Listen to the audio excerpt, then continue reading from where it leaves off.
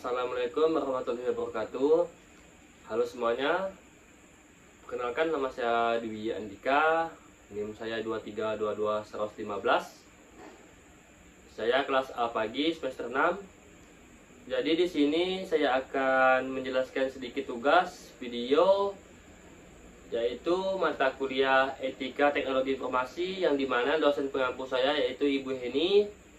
Baik Ibu, izin Ibu, di sini saya akan menjelaskan sedikit tentang kasus, dan di belakang saya di sini sudah ada posternya, yaitu kasus tentang kebocoran data pengguna Tokopedia tahun 2020, yang dimana saya akan menjelaskan tentang penggunaan yang bocor, dampak, masalah etikanya, dan solusi. Baik, di sini saya akan menjelaskan sedikit tentang bagaimana Tokopedia ini bisa mengalami kebocoran pada tahun 2020. Jadi secara mendalam tentang salah satu insiden keamanan digital terbesar di Indonesia ya, yang dimana yaitu kebocoran Tokopedia tahun 2020. Jadi Tokopedia ini merupakan salah satu platform e-commerce atau platform terbesar di Indonesia yang berdiri sejak 2009. Yaitu layanan ini memungkinkan jutaan pengguna pelaku UMKM menjual dan membeli produk secara online dengan skala besar. Jadi Tokopedia ini menyimpan data pribadi dalam jumlah besar, yaitu dengan seperti nama, email, nomor telepon, alamat, pengiriman, hingga riwayat transaksi. Oleh karena itu, perlindungan data menjadi sangat penting di Tokopedia ini. Dan di sini saya akan menjelaskan sedikit tentang kronologi kebocorannya, yaitu pada bulan Mei tahun 2020, di mana komunitas keamanan cyber dihebohkan oleh laporan bahwa lebih dari 91 juta akun pengguna Tokopedia telah bocor dan dijual di forum dark web. Yaitu awalnya hanya sekitar 15 juta data yang ditampilkan sebagai bukti si peretas. Kemudian dikonfirmasi bahwa totalnya itu lebih dari 91 juta akun, yang dimana data yang bocor meliputi nama lengkap, email, tanggal lahir, nomor telepon, dan password ya tentunya. Jadi Tokopedia ini menyatakan bahwa data sensitif seperti password itu sudah dihash atau tidak mudah dibaca. Namun di sini para ahli menyebutkan biarpun password yang sudah dihash pasti masih bisa dibaca atau masih bisa dipecahkan karena menggunakan brute force. Dan di sini respon Tokopedia dan pemerintah. Tokopedia mengakui bahwa adanya upaya peretasan dan mengatakan telah bekerja sama dengan lembaga terkait serta memperkuat sistem keamanan mereka. Namun banyak pengguna merasa bahwa respon Tokopedia ini tidak cukup cepat dan kurang transparan. Karena itu, ini pemerintah melalui BSSN dan Kominfo juga turun menyelidiki kejadian ini. Namun hasil investigasinya tidak diumumkan secara luas ke publik.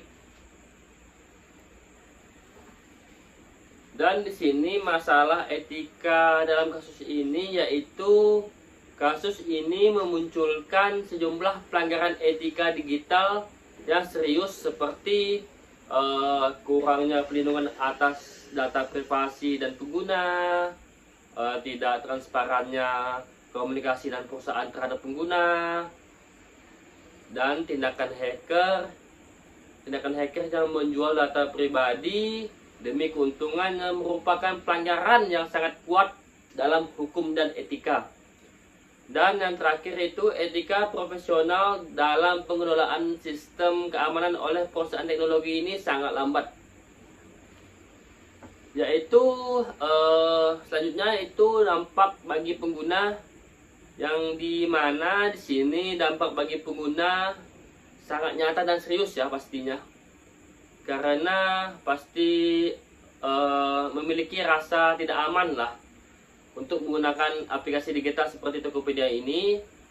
Yang kedua, resiko pencurian identitas atau penipuan menggunakan data pribadi yang bocor. Dan yang ketiga yaitu menurunnya kepercayaan masyarakat atau kita sebagai pengguna terhadap e-commerce dan perusahaan teknologi secara umum seperti Tokopedia ini.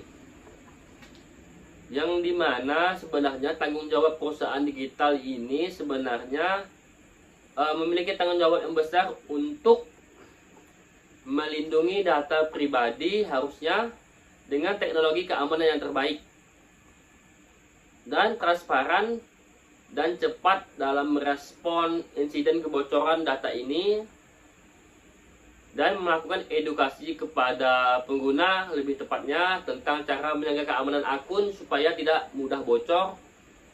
Dan selanjutnya yaitu bekerja sama dengan otoritas hukum untuk investigasi dan pencegahan lebih lanjut.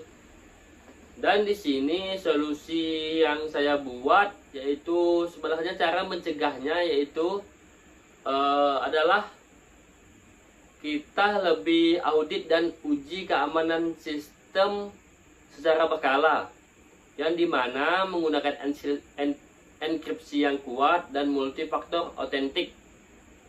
Dan pemerintah juga harus menerapkan dan menegakkan undang-undang perlindungan data pribadi.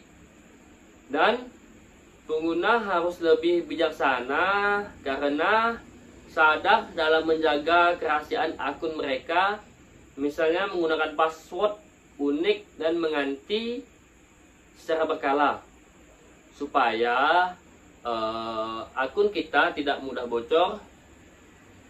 Dan lebih baiknya kita mengganti sandi secara berkala dan memakai sandi yang lebih kuat dan lebih susah untuk dihack. Dan yang terakhir di sini yaitu kita hidup di era digital di mana data adalah aset yang sangat berharga. Kasus kebocoran data Tokopedia ini mengajarkan kita bahwa keamanan dan etika digital harus jadi prioritas utama, dan perusahaan harus bertanggung jawab. Semestinya pemerintah harus tegas dan pengguna harus cerdas juga. Semoga dengan kasus ini menjadi pelajaran agar kedepannya ekosistem digital di Indonesia ini menjadi lebih aman dan lebih terpercaya. Dan saya mohon maaf jika ada kesalahan kata, dan video ini saya buat untuk menyelesaikan tugas yang Ibu Heni tugaskan kepada saya. Saya mohon maaf jika video ini masih belum sempurna. Saya ucapkan terima kasih kepada Ibu yang sudah memberikan saya tugas ini. Cukup sekian saya ucapkan. Assalamualaikum warahmatullahi wabarakatuh. Terima kasih, Bu.